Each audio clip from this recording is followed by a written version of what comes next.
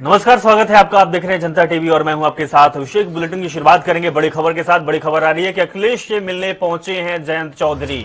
तो जयंत चौधरी और अखिलेश यादव के बीच मुलाकात हो रही है। एसपी और आरएलडी के बीच सीट बंटवारे को लेकर भी बातचीत होगी। तो गठबंधन के ऐलान के बाद आज की मीटिंग बेहद ही अहम कह सकते हैं, क्योंकि अब दो युवा नेता एक साथ मिल चुके हैं, यानी कि समाजवादी पार्टी के मुखिया अखिलेश यादव और आरएलडी के मुखिया जयंत चौधरी। मुलाकात की तस्वीर जब वो उनके आवास पहुंचे थे, बड़ी खबर आपको दिखा रहे हैं। अखिलेश से मिलने जयंत चौधरी पहुंचे हैं और साझा तस्वीर भी उन्होंने साझा की है। जब अखिलेश और जयंत चौधरी साथ साथ दिखाई दिए हैं, तो आज जो कयास लगाए जा रहे थे बड़े दिनों से कि सीट बंटवारे को लेकर बातचीत हो सकती है, तो हो सकता है वो दिन आज का ही हो जब दोनों नेता आपस में बातचीत करेंगे, बैठक करेंगे और बैठक के बाद सीटों पर भी बातचीत होगी कि आखिर आरएलडी को कितनी सीटें दी जाएगी चुनाव लड़ने के लिए। तौकीर किदवई हमारे संवाददाता जुड़ चुके हैं, तौकीर के पास चलते हैं। तौकीर, ये आज की बैठक बेहद ही अहम कह सकते हैं। तौकीर, तो आपको बता दें कि आरएलडी और समाजवादी पार्टी की जो बैठक चल रही है, अखिलेश यादव से मिलने के लिए जयंत चौधरी पहुंचे हैं। इसी खबर पर हमारे संवाददाता तौकीर किदवई जुड़े हुए हैं। तौकीर किदवई जानकारी साझा करेंगे कि किस तरीके का जो आज बैठक है, सीटों को लेकर क्या मंथन चलेगा, क्या आज जो अभी तक ये फलसफा था वो साफ हो जाएगा। तौकीर,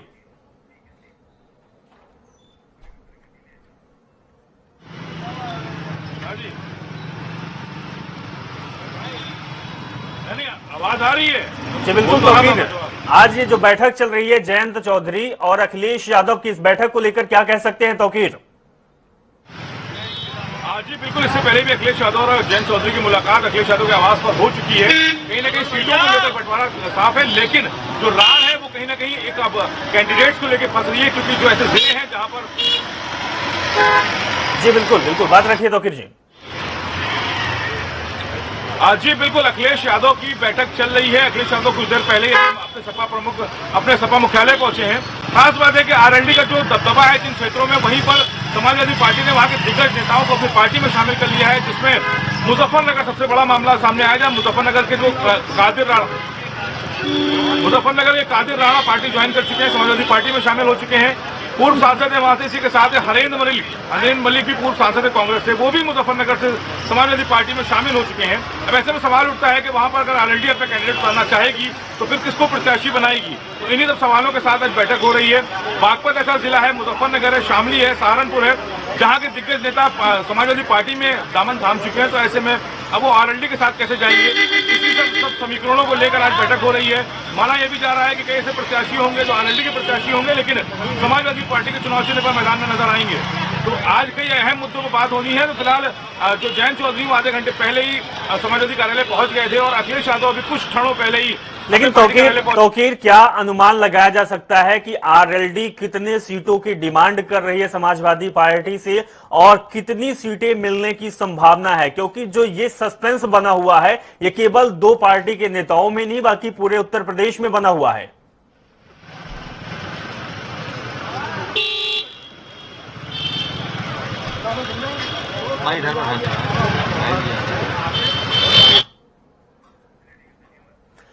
चलिए, बहुत बहुत धन्यवाद तौकीर हमारे साथ जुड़ने के लिए और ये अहम जानकारी साझा करने के लिए। वाराणसी दौरे पर पहुंचे मुख्यमंत्री योगी आदित्यनाथ सिगरा स्थित रुद्राक्ष कन्क्लेशन सेंटर पहुंचे, जहां सीएम योगी 1500 विद्यार्थियों को स्मार्टफोन और टैबलेट बांटेंगे। सीएम कोरोना के बढ़ते केस को लेकर समीक्षा बैठक भी करेंगे और सीएम बाबा विश्वनाथ के दर्शन पूजन भी करेंगे। इस तरीके की जानकारी सामने आ रही है। तो वाराणसी से बड़ी खबर हम आपको दिखा रहे हैं, जहां पर सीएम योगी आदित्यनाथ आज समीक्षा बैठक करेंगे, क्योंकि कोरोना के मामले लगातार सूबे में बढ़ते जा रहे हैं और इसके साथ स्मार्टफोन का वितरण जो कार्यक्रम रखा गया है उसमें भी शामिल होंगे और बाबा विश्वनाथ के पूजन दर्शन के लिए भी योगी आदित्यनाथ पहुंचेंगे। तो बड़ी खबर वाराणसी से।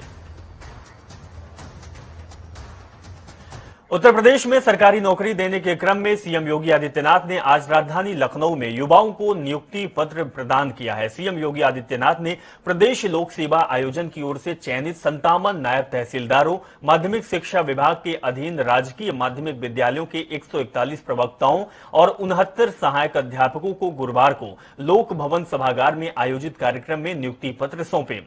इस कार्यक्रम में उप मुख्यमंत्री डॉक्टर दिनेश शर्मा तथा राज्य मंत्री गुलाबो देवी भी मौजूद थे।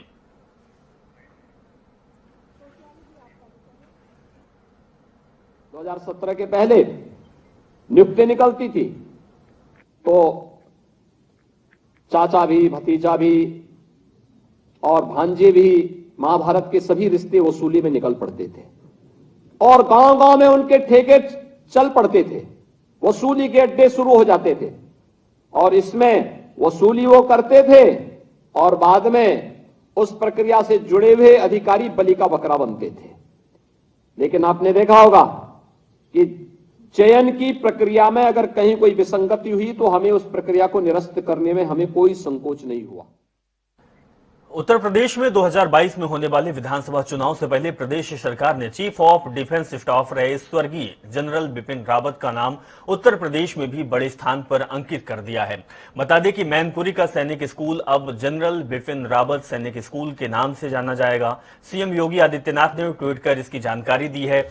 मां भारती के अमर सपूत देश के प्रथम CDS जनरल बिपिन रावत जी को श्रद्धांजलि अर्पित करते हुए जनपद मैनपुरी स्थित सैनिक स्कूल का नाम जनरल बिपिन रावत सैनिक स्कूल किया गया है।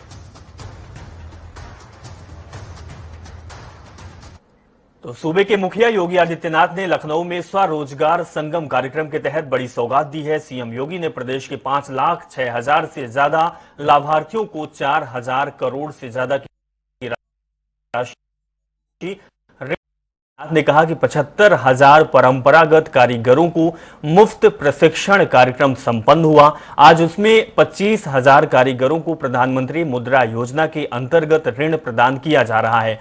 साथ ही पूरे प्रदेश में 10,000 हस्तशिल्पियों को फ्री टूल किट भी उपलब्ध कराया जा रहा है। सीएम योगी आदित्यनाथ ने कहा कि आज यूपी के हर जिले को अपनी एक अलग पहचान मिली है और ये पहचान बनकर भी उभर रही है। 5,06,995 लाभार्थियों को 4,313 करोड़ 58 लाख रुपए के ऋण वितरण के आज के इस कार्यक्रम के अवसर पर सभी लाभार्थियों को इसकी बधाई देता हूं। अभी मुझे सिद्धार्थनगर, मुरादाबाद, वाराणसी, गोरखपुर, कानपुर देहात, मथुरा और सहारनपुर से जुड़े हुए कुछ ऐसे लाभार्थियों के साथ संवाद बनाने का अवसर प्राप्त हुआ है जिन्होंने आदरणीय प्रधानमंत्री जी की मंशा के अनुरूप अब वह केवल जॉब लेने वाले नहीं बल्कि जॉब देने वाले की स्थिति में आ चुके हैं। आप जब किसी एक व्यक्ति को नौकरी देते हैं तो वह नौकरी एक व्यक्ति की नहीं होती, पूरा एक परिवार का पेट उससे भरता है। एक परिवार स्वावलंबन की दिशा में अग्रसर होता है, उसकी देखा देखी पूरा गांव उस एक नवाचार के साथ जुड़ता हुआ दिखाई देता है। और मुझे लगता है सूक्ष्म लघु मध्यम उद्यम विभाग इस दिशा में जो प्रयास कर रहा है वह एक अभिनंदनीय प्रयास है। केंद्रीय सड़क परिवहन मंत्री नितिन गडकरी आज दोपहर खराब मौसम के बीच कौशाम्बी में विधानसभा चायल क्षेत्र में सकाड़ा में आयोजित जनसभा में पहुंचे और श्री राम वन गमन मार्ग समेत 2650 करोड़ की परियोजनाओं का लोकार्पण और शिलान्यास किया। उनके साथ प्रदेश के डिप्टी सीएम केशव प्रसाद मौर्य भी शामिल रहे, जिन्होंने इस परियोजनाओं से कौशाम्बी का तेज विकास होने की बात कहते हुए केंद्रीय मंत्री का आभार जताया और कहा कि भाजपा सरकार में यूपी विकास की राह पर अग्रसर है। विधानसभा चायल के सकाड़ा में आयोजित जनसभा में मुख्य अतिथि केंद्रीय सड़क परिवहन मंत्री नितिन गडकरी और डिप्टी सीएम केशव प्रसाद मौर्य को सकाड़ा गांव के हेलीपैड पर सुबह 11:15 बजे हेलीकॉप्टर से पहुंचाया गया था, लेकिन खराब मौसम और बारिश से देरी हुई। सभा में करीब 1 बजे नितिन गडकरी और केशव प्रसाद मौर्य पहुंचे।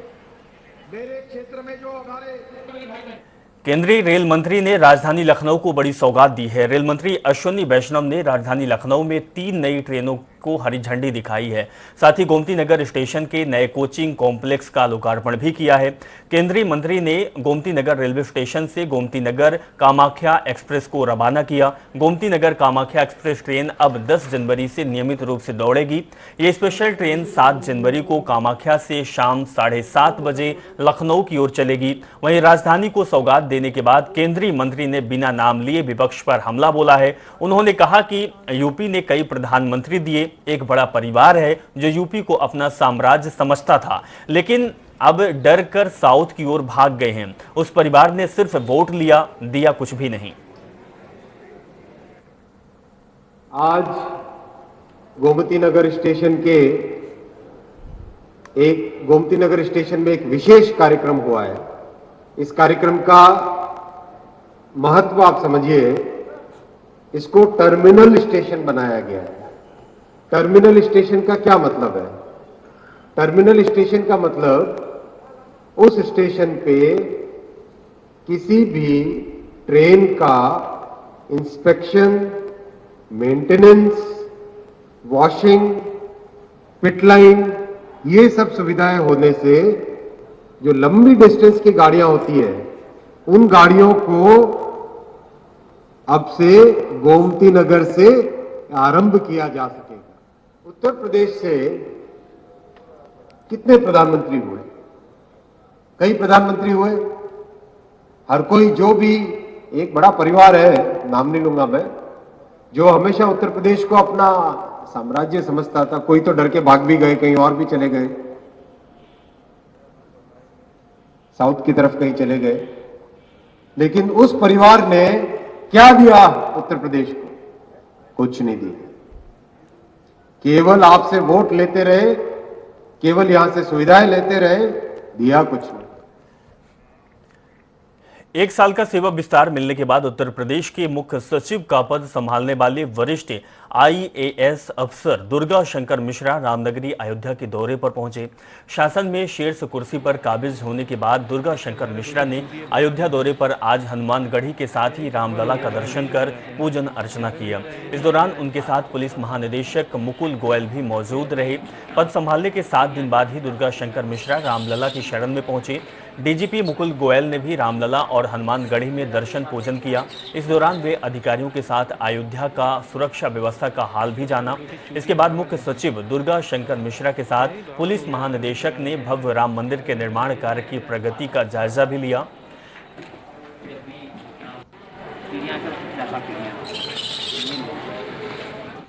तो वहीं पीएम मोदी की सुरक्षा में हुई चूक को लेकर बसपा सुप्रीमो मायावती ने भी सवाल खड़े कर दिए हैं। मायावती ने ट्वीट करते हुए लिखा है कि प्रधानमंत्री श्री नरेंद्र मोदी जी के अभी हाल के पंजाब दौरे के दौरान जो सुरक्षा चूक हुई वे अति चिंतनीय रही। इस घटना को पूरी गंभीरता से लेकर इसकी उच्च स्तरीय और निष्पक्ष जांच जरूरी है ताकि इसके लिए दोषियों को उचित सजा मिल सके तथा आगे फिर ऐसी घटना की पुनरावृत्ति न हो। मायावती ने अपने ट्वीट में आगे लिखा है कि पंजाब आदि राज्यों में होने वाले विधानसभा आम चुनाव के मद्देनजर इस घटना को लेकर जो राजनीतिक खींचतान, आरोप प्रत्यारोप और राजनीति की जा रही है वह भी उचित नहीं, जबकि घटना के संबंध में राजनीति को विराम देकर इसकी गंभीरता के अनुरूप निष्पक्ष जांच होने देना उचित है।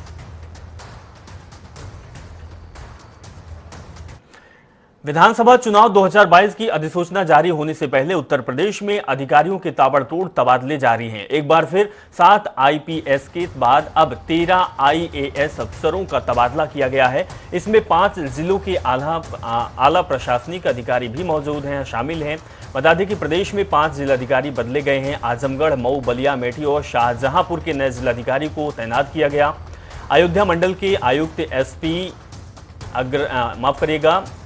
अयोध्या मंडल के आयुक्त जो हैं MP अग्रवाल का भी तबादला हुआ है और MP अग्रवाल का नया रामनगरी अयोध्या के जमीनें खरीदने के मामले में भी सामने इनका नाम आया हुआ था और उन्हें देवी पाटन मंडल का आयुक्त बनाया गया है। उत्तर प्रदेश राज्य सड़क परिवहन निगम के प्रबंध निदेशक नवनीत रिंदवा को अयोध्या मंडल का आयुक्त बनाया गया है। DM अमेठी अरुण कुमार को DM मऊ के पद पर भेजा गया है। विशेष सचिव खाद्य और रसद राकेश कुमार मिश्रा अब DM अमेठी के तौर पर होंगे। वहीं डीएम आजमगढ़ राजेश कुमार अब मुख्य सचिव का स्टाफ अफसर संभालेंगे और मुख्य सचिव के स्टाफ अफसर अमृत त्रिपाठी को डीएम आजमगढ़ के पद पर नियुक्त किया गया है। लखीमपुर खीरी हिंसा मामले में इलाहाबाद हाईकोर्ट ने मुख्य आरोपी आशीष मिश्रा की जमानत मामले में आदेश 11 जनवरी तक के लिए सुरक्षित रख दिया है। इस मामले में अब अगली सुनवाई 11 जनवरी को होगी। इसके पहले लखीमपुर खीरी हिंसा मामले की जांच में जुटी एसआईटी ने 5000 पन्नों की चार्जशीट स्थानीय कोर्ट में दाखिल की थी। इसमें 14 आरोपी बनाए गए थे। केंद्रीय गृह राज्य मंत्री अजय मिश्र टेनी के बेटे आशीष मिश्र को लखीमपुर हिंसा का मुख्य आरोपी बनाया गया था।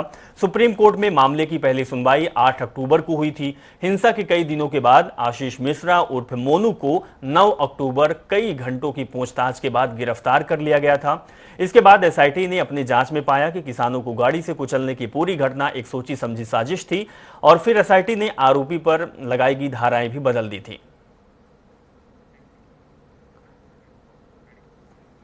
मथुरा जिले के थाना सुरीर क्षेत्र के अंतर्गत खैर टेटी गांव मार्ग पर मैक्स और ट्रैक्टर के सामने सामने जोरदार टक्कर हो गई, जिससे इस हादसे में 2 दर्जन से अधिक लोग घायल हो गए। कईयों का हालत गंभीर बना हुआ है। तो घटना के बाद मौके पर पहुंची पुलिस ने घायलों को इलाज के लिए अस्पताल में भर्ती किया। बताया भी जा रहा है कि गांव नगला विरखू में मैक्स पिकअप में कई लोग बेलवन स्थित मां लक्ष्मी के दर्शन करने पहुंचे थे, लेकिन जैसे ही मैक्स पिकअप सुरीर क्षेत्र के सुदामा गढ़ी के समीप पहुंची तभी तेज गति से आ रहे ट्रैक्टर चालक ने अचानक ट्रैक्टर सड़क पर मोड़ दिया, जिसके बाद मैक्स पिकअप और ट्रैक्टर के आमने सामने टक्कर हो गई। इस हादसे में दर्जन भर लोगों के घायल होने की खबर है। मैक्स में बैठे मगर ट्रैक्टर वाले मोड़ी है तो ट्रैक्टर वाले मोड़ दो ट्रैक्टर तक और गिन्ने ब्रेक मारे ट्रैक्टर डुब्बा देर में ट्रैक्टर वाले भाग गए यहाँ के। कितने लोग घायल होंगे? लगभग 25-30 लोग घायल हैं। यहाँ पर ये घटी ऐसा हम लक्ष्मी जी को जा रहे जी। अब भाई साइड चल रही है हमारी गाड़ी, ट्रैक्टर आ रहे गाड़ दे वहाँ ने ब्रेक मारी बीच रोड पे तो ट्रैक्टर तभी तो नाच और गाड़ी में दबा भरा के वहाँ ने और सबन के लग गई। मेरी कोहनी लगी। कितने लोग घायल हैं यहाँ पे? लगभग आता है 30 लोग तो आता है। सूचना मिलने पर पुलिस पहुंची टाइम पे? नहीं पहुंची? पहुंच गई है ना कि थोड़ी लेट आई भैया। एम्बुलेंस आ गई है? एम्बुलेंस आई है। विजय संकल्प यात्रा के समापन पर केंद्रीय रक्षा मंत्री राजनाथ सिंह उत्तरकाशी पहुंचे, जहां प्राचीन काशी विश्वनाथ मंदिर में दर्शन पूजन किए। इसके बाद जनसभा को संबोधित करते हुए विपक्ष पर जमकर हमला भी राजनाथ सिंह ने बोला और राजनाथ सिंह ने कहा कि पीएम मोदी की जान लेने पर तुले कांग्रेसियों को जनता माफ नहीं करेगी। साथ ही रक्षा मंत्री ने बीजेपी की विचारधारा को भी बताया। किसी पर आरोप लगाने के पहले 4 बार सोचना चाहिए। वो भी देश के प्रधानमंत्री के संबंध में। बहनों भाइयों, अपनी जिंदगी में भले ही कोई कांग्रेस का प्रधानमंत्री क्यों न रहा हो, मैंने अनर्गल आरोप किसी के ऊपर नहीं लगाया है, चाहे वह राजीव गांधी रहे हो, इंदिरा गांधी रही हो, पंडित जवाहरलाल नेहरू रहे हो, चाहे हमारे डॉक्टर मनमोहन सिंह जी रहे हो, देवगौड़ा जी रहे हो। मैं यह मानता हूं प्रधानमंत्री प्रधानमंत्री होता है, वह व्यक्ति नहीं है, वह संस्था है। सभी के द्वारा उसका सम्मान किया जाना चाहिए। हल्के फुल्के आरोप नहीं लगाए जाने चाहिए, क्योंकि लोकतंत्र में जब यह संस्थाएं कमजोर पड़ जाएंगी बहनों भाइयों, तो लोकतंत्र को भी टूटने से दुनिया की कोई ताकत नहीं बचा सकती। पार्टी का यह अंदरूनी मामला था। हमको जब लगा तो पार्टी ने फैसला किया और मुख्यमंत्री बदल दिया। हमारा कोई भी मुख्यमंत्री बुरा नहीं था, चाहे हमारे त्रिवेंद्र सिंह रावत रहे हो, चाहे तीरथ सिंह जी रावत रहे हो।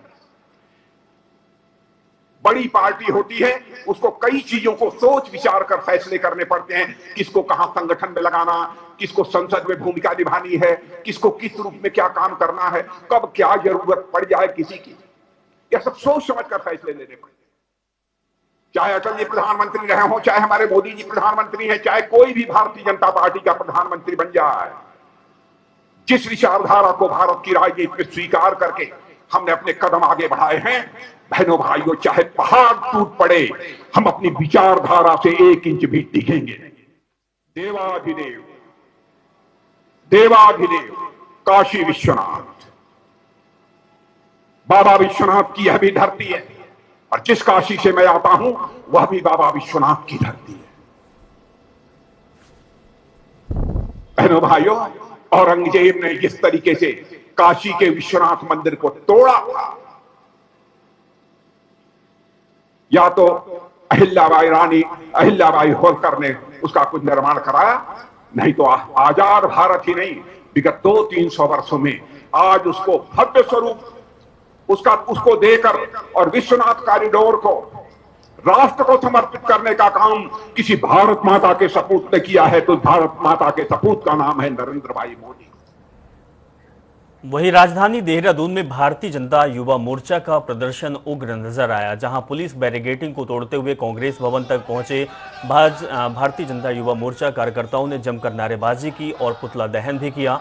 आपको बता दें कि पंजाब की घटना में कांग्रेस सरकार पर सोची समझी साजिश के तहत प्रधानमंत्री का काफिला रोकने का आरोप लगाते हुए भारतीय जनता युवा मोर्चा ने जमकर कांग्रेस भवन के बाहर हंगामा काटा, जिसके बाद कांग्रेसी कार्यकर्ताओं ने भी मोर्चा संभालते हुए जमकर नारेबाजी की, जिसके बाद पुलिस प्रशासन को हल्का बल प्रयोग करते हुए दोनों दलों को दूर किया। पंजाब में प्रधानमंत्री नरेंद्र मोदी के काफिले को रोकने के बाद राजधानी देहरादून में आंदोलन उग्र हो गया है। भाजपा कार्यकर्ताओं ने कांग्रेस भवन का यहां पर घेराव करने की कोशिश की और पुलिस का बैरिकेडिंग तोड़ते कांग्रेस भवन तक पहुंचे, जिसके बाद स्थिति यहां पर काफी अराजक हो चुकी है। पुलिस को भारी बल प्रयोग यहां पर करना पड़ा है। दोनों ही बड़े राजनीतिक दलों को, चाहे कांग्रेस की बात हो या फिर भाजपा की बात हो, भाजपा के जो युवा कार्यकर्ता है वो सीधे तौर पर पुतला दहन करने और कांग्रेस भवन का कूच करने यहाँ पर पहुंचे थे, और जिसके बाद स्थिति यहाँ पर बिगड़ती हुई नजर आई है। पुलिस ने हालांकि भारी संख्या में यहाँ पर अपनी तैनाती की है और तमाम तरह से व्यवस्था बनाने की कोशिश जरूर की जा रही है, लेकिन स्थिति जिस तरह की है उसके बाद साफ समझा जा सकता है प्रधानमंत्री नरेंद्र मोदी के काफिले को रोकने के बाद किस तरह से उग्र आंदोलन भाजपा की तरफ से देश भर में किया जा रहा है। कैमरामैन रुपेश नेगी के साथ अजीत काम्बोज, जनता टीवी, देहरादून। कि जिस पार्टी के खुद के प्रधानमंत्री असैसिनेट हुए हैं, उस पार्टी की सरकार द्वारा प्रधानमंत्री की सुरक्षा में जानबूझकर चूक करी जाती है। उसके बाद इन्हीं की पार्टी के युवा कांग्रेस के नेता जश्न मनाते हुए दिखते हैं। ये कितना शर्मनाक है।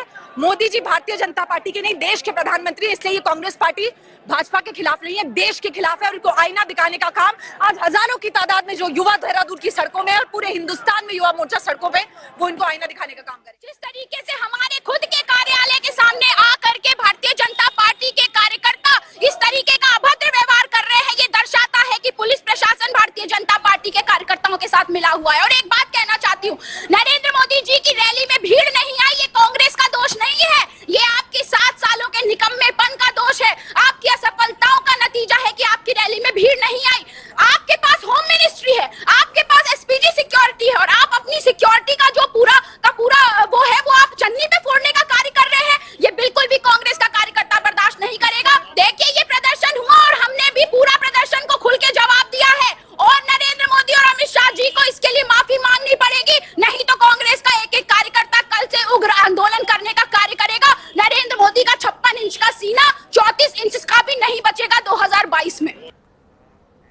चलिए, इस खबर के साथ फिलहाल इस बुलेटिन में बस इतना ही। आप जुड़े रहें और देखते रहें जनता टीवी।